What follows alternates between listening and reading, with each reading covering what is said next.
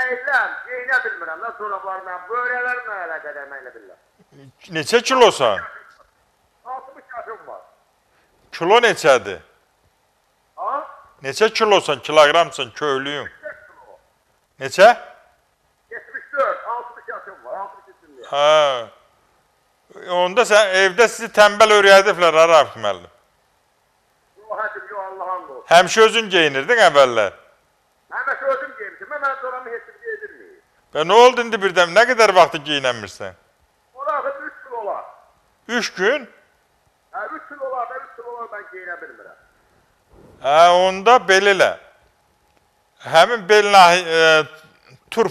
turpu keçir ət maşınına. Onun içərisinə bal qat. Bel nahiyənə bağla.